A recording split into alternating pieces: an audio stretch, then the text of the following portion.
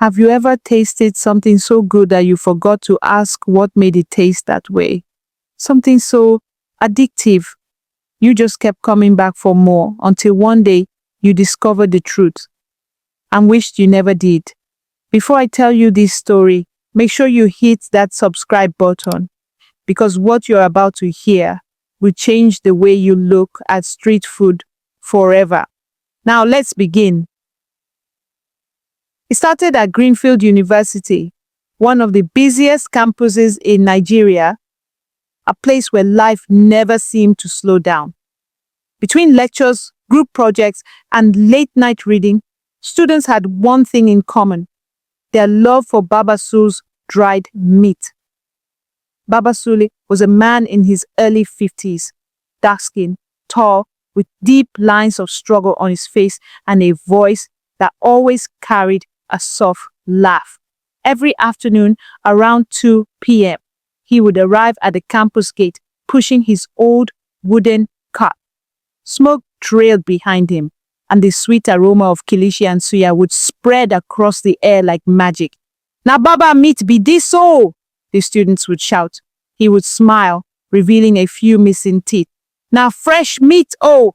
Taste am once, you go come back again." And they always did. Baba Sule's dried meat wasn't ordinary. It was tender but crisp, spicy but sweet, and it carried a flavor no one could explain. Some joked that maybe he marinated it with village secrets. Others said he imported special spices from the north, but nobody cared enough to find out. All they knew was Baba's meat tasted like happiness after a long lecture. Among his loyal customers was Adaura, a 200-level student studying microbiology. She was the friendly type, warm-hearted, respectful, and very observant. She often sat close to Baba's stall with her friends, enjoying his suya after class. One day, as she bit into a piece, she smiled and said, "Baba, your meat sweet pass everybody home for this campus. What is your secret?" Baba Sule chuckled, his eyes squinting through the smoke. "Na love, my daughter. Na love I dey use cook. Everyone laughed, but Adara noticed something. His laughter didn't reach his eyes. Baba Sule's spot was near the old Faculty of Arts building, a place many students avoided at night because of how quiet it became after lectures. He always stayed there until late evening, even when other vendors had packed up. He said he needed to finish his stock before going home. Sometimes, security men saw him still roasting meat. By 10 p.m. alone, the smoke would rise, the sound of sizzling meat echoing in the dark. Nobody questioned it. After all, Baba was kind. He gave discounts, offered food on credit, even joked with the students. He had become part of the campus. But behind that gentle smile, there was something Baba Sule never wanted anyone to know. It wasn't until the middle of second semester that things started to change. Students began to whisper. Some said Baba's meat tasted different lately.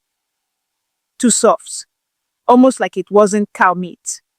A few claimed they saw Baba receiving strange sacks at night, delivered by a man on an old motorcycle. And then came the rumor that shook the entire school. A student, a 100-level boy named Tomiwa, had gone missing. The campus was in chaos. Posters flooded the walls. Missing student, Tomiwa Akinloye. He was last seen near the main gate, the same area Baba Sule always sold his meat. At first, nobody suspected Baba. Why would they? He was harmless, quiet, and had served the campus for years. But something happened the following week that made even his most loyal customers, including Adaura, start to question everything. It was a hot Wednesday afternoon.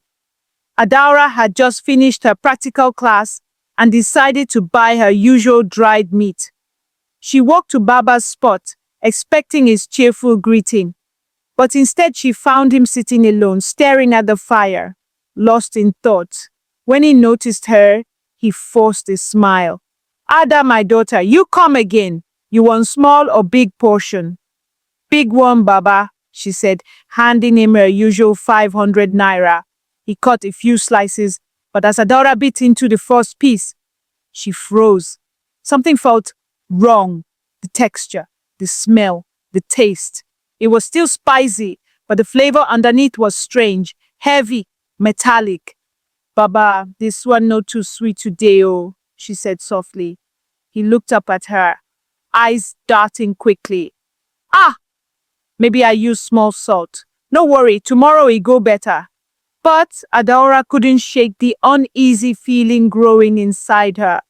She wrapped the rest of the meat and slipped it into her bag instead of eating it. That night, as she tried to sleep, the words of her friend came back to her. You know, say that Baba meat, don't they taste somehow lately? I know to trust them again. Adaora sat up in bed. What if something was really wrong? The next morning, she made a decision that would change everything. She took the leftover meat to her microbiology lab, the one where students often tested food samples for fun. She told her friend, Kioma, what she wanted to do. Babe, you want test Baba Sule meat. For what now? Kioma asked, laughing. I don't know, Adaora replied, but something about it no pure. They both ran a basic composition test. At first, everything seemed normal. Protein, spice residue, sodium levels, all consistent with meat. But then, something odd showed up under the microscope. A tissue pattern that didn't look like cow or goat flesh. Kioma frowned. Wait, Ada, this thing no be animal cell oh. The structure looks human. Adaora's hands trembled. What did you just say? Kioma leaned closer to the sample. I'm serious. This no be animal tissue. Where you say you get this meat from again? Adaora's throat went dry. Baba Sule. They stared at each other, both frozen.